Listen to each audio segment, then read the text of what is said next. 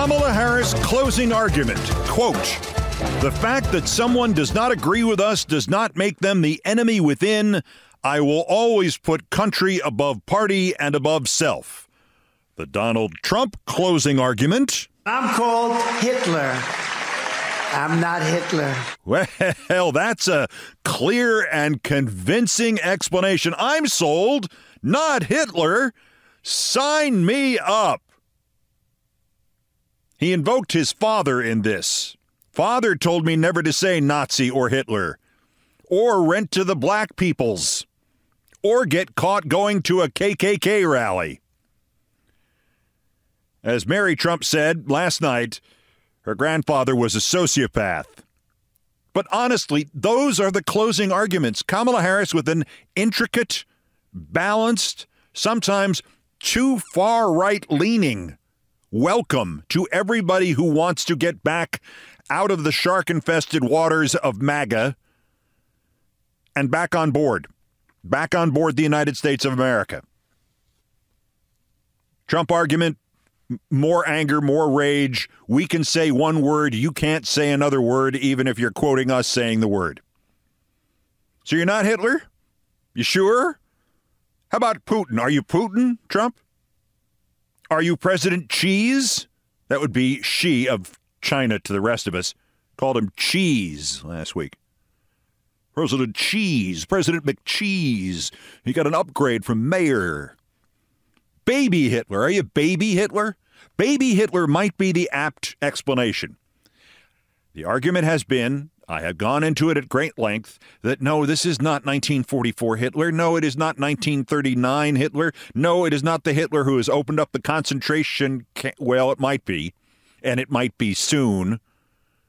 It's baby Hitler. It's Hitler 1932, trying to get as much support as possible from as many mainstream politicians as possible, from those closer to the middle, if not the middle itself, and then send them all to camps. Take all of their power from them. Do you know the names of the other German politicians of the 1920s and 1930s, of the newspapers, of the industrialists who fought against Hitler? Do you know the names of the other conservative leaders, even the violent conservative leaders? Germany had 10, 20 prominent parties in the 1920s. Do you know any of their names? No, you don't, because they died in the camps.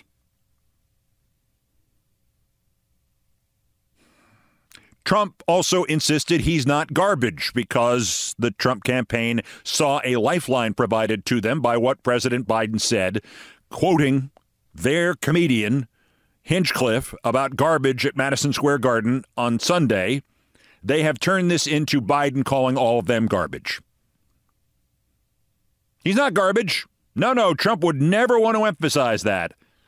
Just because he's in a garbage man's vest in a garbage truck, and then he's on stage in the orange vest that he was wearing that you can see at night on a highway, but it's not quite as orange as his face is. But he's not a garbage man, and he's not garbage, and he's not garbage man. The Trump closing argument is not just, I'm not Hitler.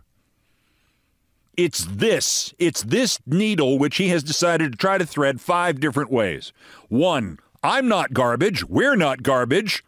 2, Biden called half of America garbage. 3, never mind the fact that in the last week I called America a garbage can at least 6 times, 3 times in one speech, and congratulated myself on coming up with the term America is a garbage can. 4, I would like you to forget that my comic called Puerto Rico garbage at Madison Square Garden Sunday. Completely forget that and all of the insults that he made towards the Hispanic and Latino communities. Just forget that. But the word garbage, I want you to remember that. So 5, I'm going to dress up in a garbage man's vest in a garbage truck, and then I'm going to deny I know anything about the garbage line while I am yelling out the window of the garbage truck. I don't know anything about the comedian. I don't know who he is. I've never seen him. I heard he made a statement, but it was just a statement that he made. He's a comedian. What can I tell you? I know nothing about him. I don't know why he's there. You put comedians up, and I guess he went on earlier in the show. I don't know who he is. The sad truth is, to continue this, if you'd like to not be associated with the word garbage, don't dress up as a garbage man. And if you'd like to not be associated with Hitler, don't give an answer that says, I know nothing, like Sergeant Schultz from Hogan's Heroes. I really think the internal polls the Trump campaign have are disastrous, and that they are setting up as much as they possibly can this aura of invincibility, and we're winning on not just votes, but memes and garbage. We've won the garbage war against Joe Biden. And then when it doesn't happen, they spring any one of 6 different coup attempts, just like in 2021. Somebody said that the garbage man's outfit was Trump's Halloween costume. This is incorrect. That was not his Halloween costume. Trump's Halloween costume tonight is he's going dressed up and pretending to be a human being. The whole thing with the garbage truck and the garbage vest and the garbage brain, this was at his speech in Green Bay, Wisconsin last night, where Brett Favre, the pervert ex-quarterback of the Green Bay Packers and frequent user of public funds, we'll put it politely that way, got up to that crowd. Talk about MAGA, make America garbage again. He insisted he's not garbage. I'd like to see Brett Favre prove that in a court of law. And incidentally, Favre was only there because his successor as the Green Bay Packers quarterback, Aaron Rodgers, could not make it because Aaron Rodgers is still busy and booked up destroying the franchise of the New York Jets. And the bottom line here continues to be, no matter what you think Joe Biden said, and he did not call anybody garbage, it's a quote. I will read it to you in full later. But whatever you do, keep that word garbage front of mind for Puerto Ricans and other people of Hispanic origin, descent, friendship. Very smart. Keep that word out there. The fallout from Trump's Madison Square Garden rally, reported Politico, still resonating. Bad Bunny, who indicated support for Harris over the weekend last, has now posted a video in support of his own country. Don Omar, the Puerto Rican megastar, voiced his support for Kamala Harris. Jennifer Lopez will be at the Harris rally in Las Vegas tomorrow. And as you know, the most important part of a star appearing at a Harris rally is whether or not they sing something for Donald Trump, like the Beyonce thing. He's fixated on the idea that Beyonce did not sing because, of course, in his mind, people who are black or people who are Hispanic or people who are not pasty white guys who wear orange makeup, they have to perform in some way.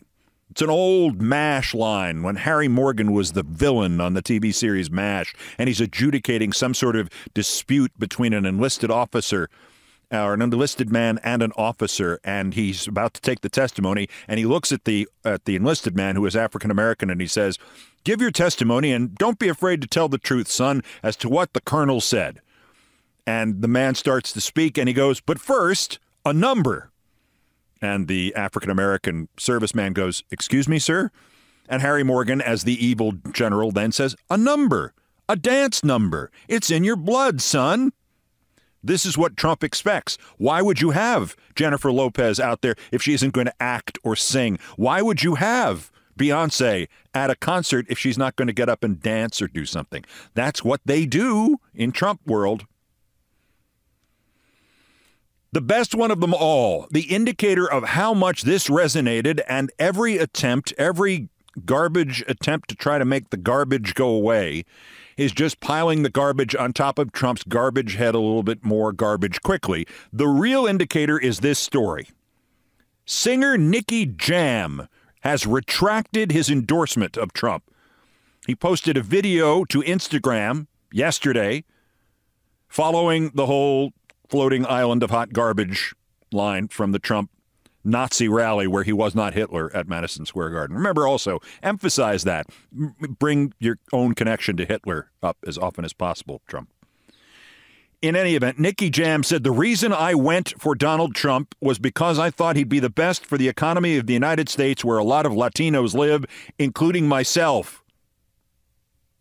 You may recall, Nicky Jam was so sold on Trump that he did not renounce him or even raise a question, even after Trump brought him on stage in September with the following introduction to this man, Nicky Jam. Quote, "Do you know Nikki? She's hot." That Nicky Jam was okay with. The damage that Trump has done to himself since Sunday over the issue of the Latino Hispanic vote is so incalculable that Nicky Jam was okay with Trump stupidly calling him she rather than he, not even bothering to find out if Nicky Jam was a man or a woman. He was okay with that. With this, he's retracted his endorsement of Trump. Trump is effed. Good. But at least he's not Hitler.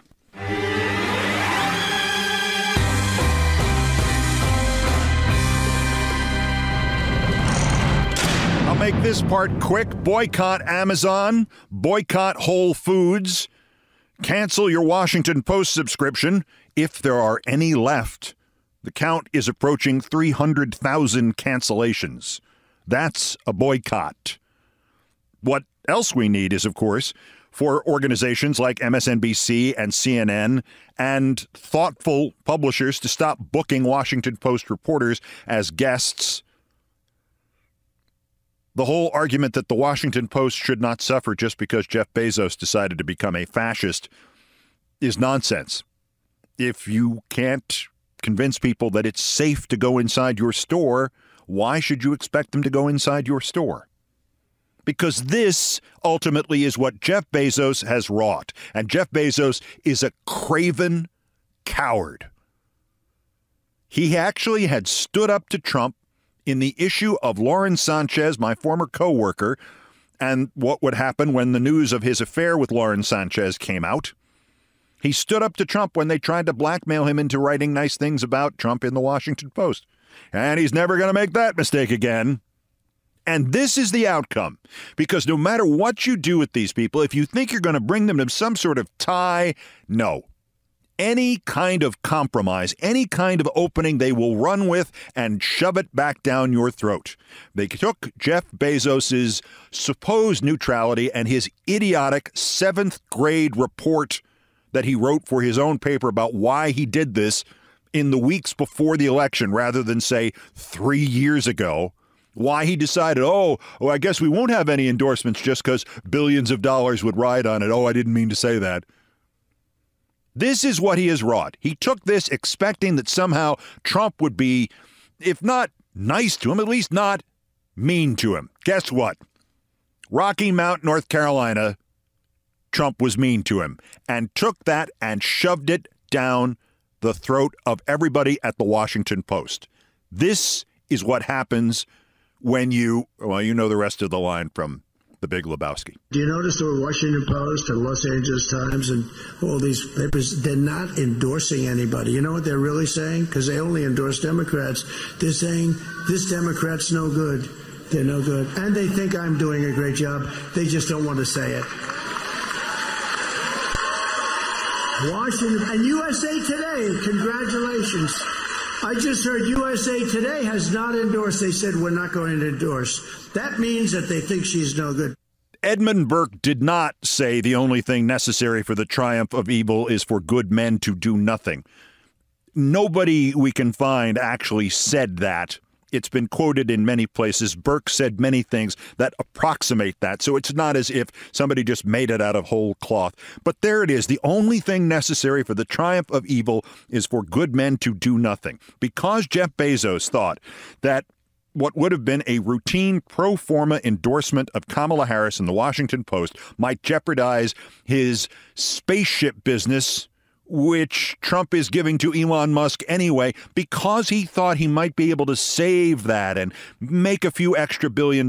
Because, of course, the more money you make, the longer you live, right, Jeff?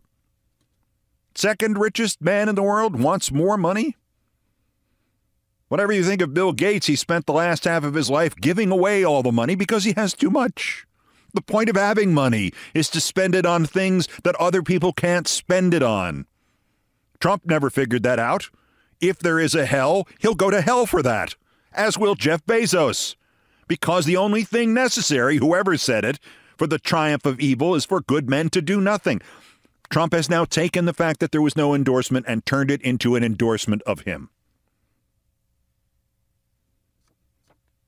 One last thing to come around with on the subject of Biden and garbage. I, again, will read this later. Biden did not call Trump supporters garbage. I've called them that. Make America garbage again. I think it's absolutely fitting. I do have this question. Who in the world thought it was a good idea to have Joe Biden, and I understand, President of the United States, he does still have some say over what he does with his life, even in the last week of a presidential campaign in which he is a spectator for the first time since, the one in 1968. Who in the world said it was a good idea for him to do, or for anybody peripheral to the campaign, anybody other than Kamala Harris, to do anything before Kamala Harris's final argument speech from the Ellipse in Washington the other night? Who thought, you know what we need to do right now? Let's put the president on with the Voto Latino people and make a little bit more out of this garbage comment. Because nothing could possibly go wrong with the president of the United States or anybody else quoting these terrible words that so enrage the Hispanic community. What could possibly... You could have had anyone at all up there, including Doug Emhoff. Clear the decks. You want nothing from your own side getting in the way of Kamala Harris's speech. That's the way it should have been. Instead, we have all of this. No matter how badly it has been destroyed, the reality has been destroyed by the idiotic press and Politico and all of the websites that race to attack because it's formulaic, it's a cubbyhole they're familiar with, it's something familiar to them. It makes them feel like their world still exists when it doesn't. Who thought it was a good idea to have anybody get in the way of the main message? Let the next president of the United States speak. Just give her a few hours window with nobody competing with her from her own side, especially when the other side was self-destructing. And I might add, I don't know if anybody saw this, but somebody thought it would be a good idea to have Hunter Biden do an interview with Politico. I happen to think Hunter Biden should be suing essentially everybody in the American media for what has happened to him over the last couple of years. I'm not defending any of his actions, but his treatment is, I can't describe it. It's on the level almost of the way Hillary Clinton was treated in 2016 by the American media. But why is Hunter Biden quoted the day after the Kamala Harris address from the Ellipse? Clear the decks.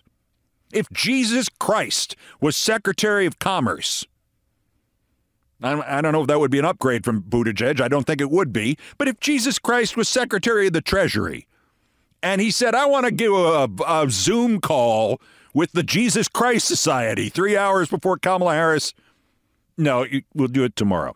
Okay. Just basic politics. Just don't get in the way of your own message. And while the other side is self-destructing, stand back and applaud.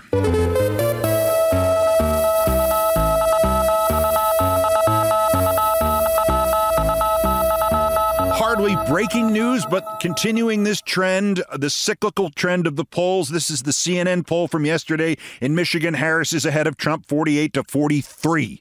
5 points in Michigan among likely voters. Wisconsin, 51-45 Harris, 6% among likelies. They're tied in Pennsylvania at 48% support. These numbers are essentially unchanged in the CNN poll since late summer, although one assumes there was a roller coaster ride, just as there was in all the other polls. The interior numbers always mean more, but as an indicator, the national or large swing state polls have some value to see where you stand relative to earlier in the race, and the answer is at about the same point. As was phrased very elegantly at 538.com yesterday, either side is within the margin of error of a blowout victory next Tuesday. And the blowout victory would be more likely for Harris. Those interior numbers, though, in the CNN poll, among likely voters who say they're extremely motivated, In Michigan, 51% support Harris, 45 Trump, so the lead is 6 in Michigan, not 5. In Wisconsin, it's 52-47 Harris. And in Pennsylvania, which is otherwise tied, is otherwise 48-48. Motivated, likely voters. Harris 50, Trump 47. It's get out the vote time. Undecided and could change. CNN says just 8% of likely voters in Pennsylvania are still in either of those categories, 7% in Michigan, 6% in Wisconsin. They haven't made a choice, or they're not sure that's the way they're going to vote. It's going to come down probably to the last few days. And remember, from the Emerson polling, those people in both categories, the undecideds and also the independents, but the undecideds and the not absolutely certain voters are breaking to Kamala Harris. 60-36, the late deciders were voting for Kamala Harris. And the number for those who were not sure, I don't remember it off the top of my head, but it was a 10-point lead for Harris. 8% of likely voters in Pennsylvania conceivably breaking somewhere around, what would the average of that be? 52-48 to Harris? 55-45 to Harris? Take it. And one other interior number. Trust to handle the economy. Trump is up by just 4 points in Michigan over Harris, just 3 points in Wisconsin. And as they point out, that is within each poll's margin of sampling error. In Pennsylvania, it's not that close. Comparatively, it's 8 points Trump ahead. When this started, it was 25 points Trump ahead. Every interior number for the last 3 months has broken in the direction of Kamala Harris. Fingers crossed. We're all hopeful. And nobody's garbage. And nobody's Hitler. 2 other stories. What would happen if Trump actually got into office and did the deportation? The Miami Herald cites a story, a source, an investigation by the American Immigration Council. It says 1 in 20 Floridians would be expelled from the country. The Trump plan to deport 13,300,000 undocumented or otherwise removable immigrants. According to this immigration advocacy think tank, Florida would be devastated by this because it would lose 1.1 million people. 5% of the population of Florida would disappear. It would cost $315 billion to remove these people. The report indicates that annual U.S. gross domestic product could drop by as much as 6.8%. Government tax coffers that pay for schools and other critical sources would also take a hit. Remember that the undocumented immigrants paid nearly $77 billion in local, state, and federal taxes in 2022, despite not being able to take out almost any of the resources. Basically, these people are funding things like Social Security. And there would be 1 million fewer people in Florida. And guess where they work? Agriculture and construction, as climate change destroys agriculture and construction in Florida. Good work. And internationally, why Trump would be a disaster. The Times of Israel says Trump has told Benjamin Netanyahu he wants Israel to wrap up the war in Gaza by the time he returns to office, according to sources. The message first conveyed, Times of Israel, when the nominee hosted Netanyahu at Mar-a-Lago in July. They're quoting both a former Trump administration official and an official in Israel.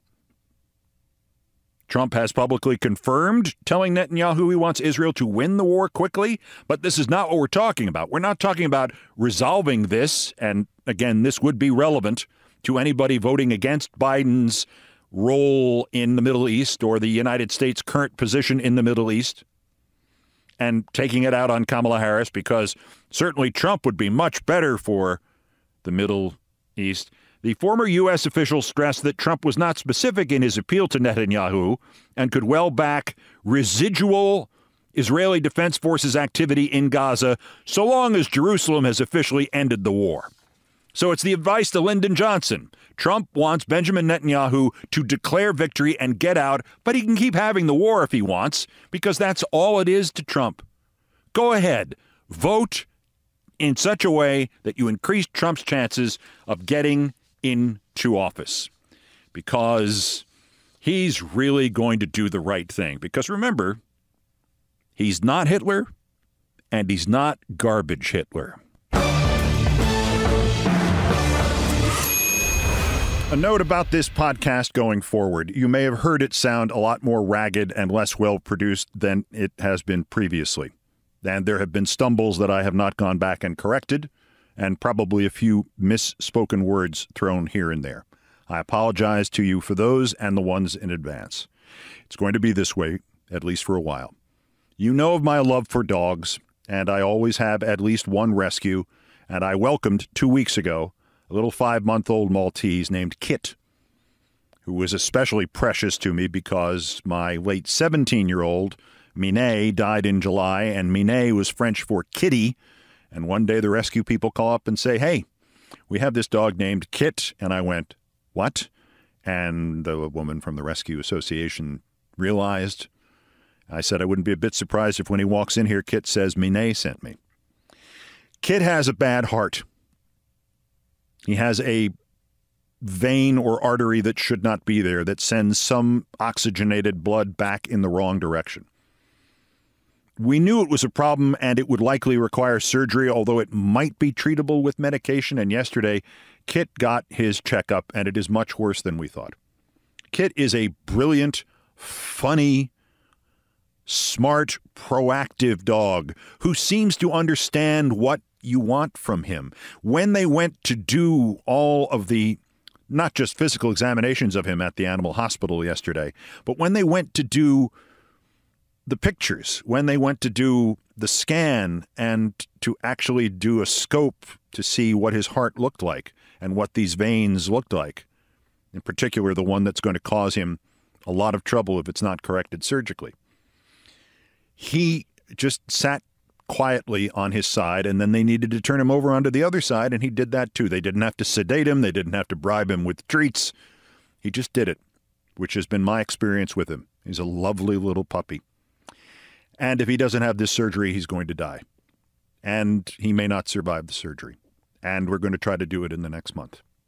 So, I will continue this podcast. God willing, and the creek don't rise, we can clear up the election in a good way by, end of next week or the week after, and I can put this thing on hiatus for a while. In the interim, I'm going to cut back how much time I devote on this, even now, even in the hours, days before the election. I'm going to cut it back significantly, so I'm going to ask you to help me to help Kit by limiting what I would be saying listening to this, going, man, did you hear him stumble today? Because I want to spend as much time with Kit as I can. Still doing worse persons. That's next. This is Countdown. George Carlin, pleasure to have you here. Thank you. This is the best news show ever. I told that to one of your producers, and I want you to know that. I've seen them all, and it's just, especially the first 35 minutes. Thank you, sir. It's just unparalleled. I got bad news. Between you and I, we got 6 minutes to completely screw that into the ground. Okay, right? That's good.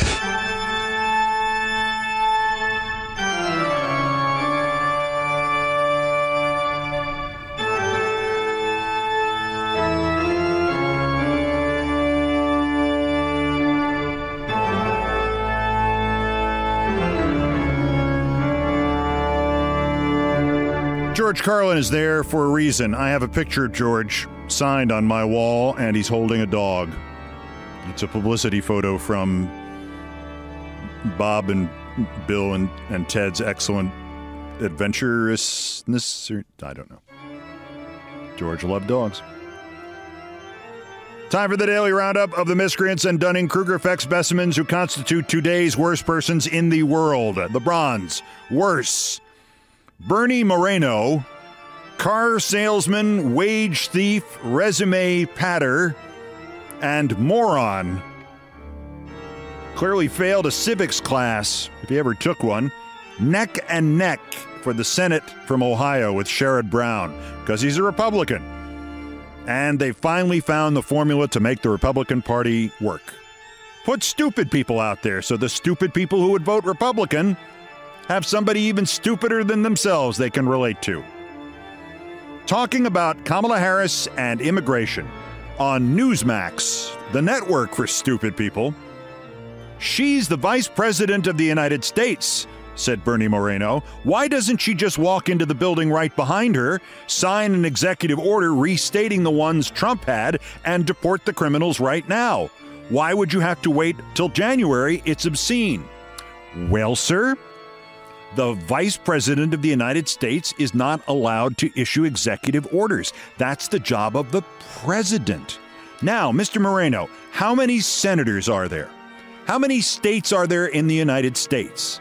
How do you spell your own name? Is Trump Hitler? Can you answer any of these questions? Because the question is about Mr. Moreno's education. He attended Michigan. All right, fine, I'm not going to go off on the University of Michigan now, but he got a bachelor's degree in business administration. He was a board member on the Cleveland Foundation, and in his bio, he said he also had a master's in business administration. Turned out, he didn't. And clearly he did not get 100% on the 37 civics classes that he didn't take. The best one of all of this was, though, when he was caught padding his resume, his educational resume, at the University of Michigan, which by itself should eliminate him from contention for senator from Ohio, if you know how Michiganders and Ohioans feel about each other. But when this was discovered, he blamed the error on, quote, a staffer who made a mistake. Yeah, I know what the mistake was. The mistake was you were working for Bernie Moreno. Runner-up, worser, Fox. Gonna say it again. When I started criticizing Fox News in 1997 on MSNBC, people said, oh, you're just doing it to try to get the ratings. When I went after Bill O'Reilly and everybody else and Sean Hannity and all the people on the air there and Roger Ailes and all the other liars and scumbags and destined for hell propagandists and fascists, people went, oh, he's just trying to be the liberal Bill O'Reilly. No.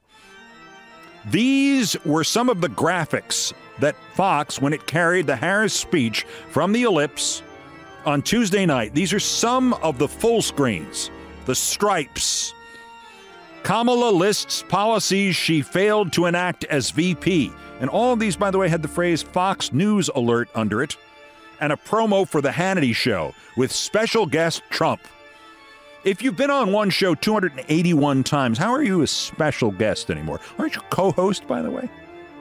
Kamala lists policies she failed to enact as VP. Kamala vows to lower costs after 3.5 years. Kamala calls for unity while trashing Trump.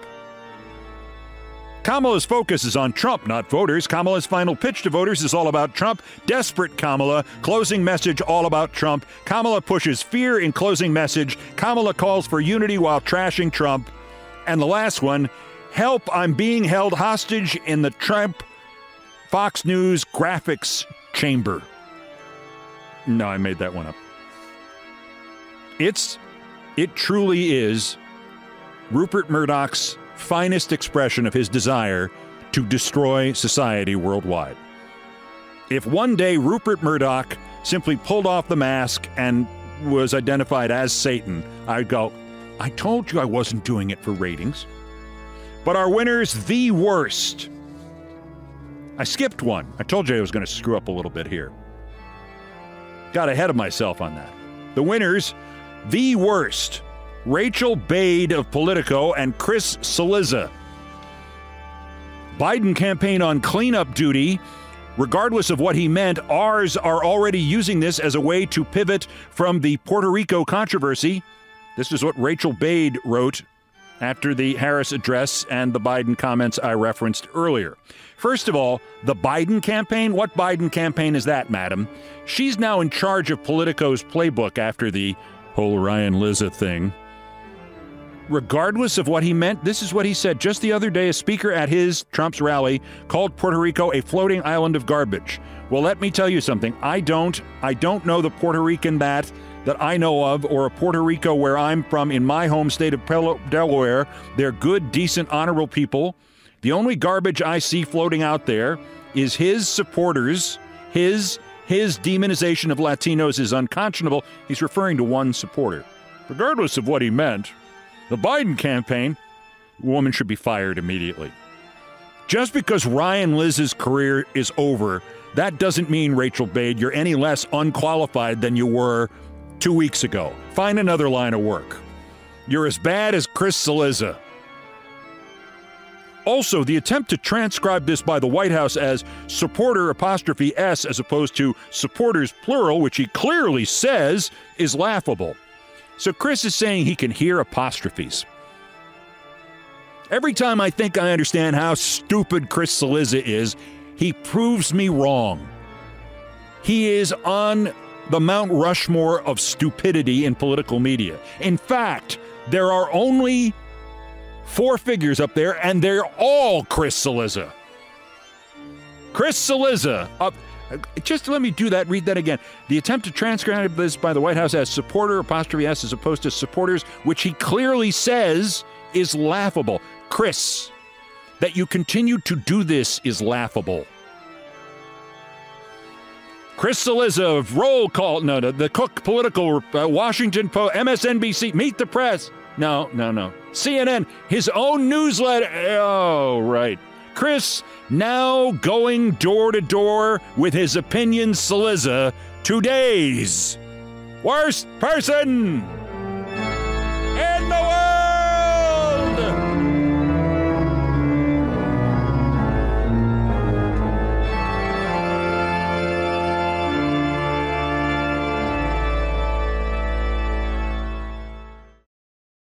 Guy, a legitimate guy, strong.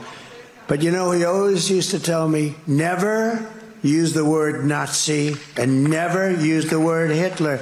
Now we're called Nazis and I'm called Hitler. I'm not Hitler.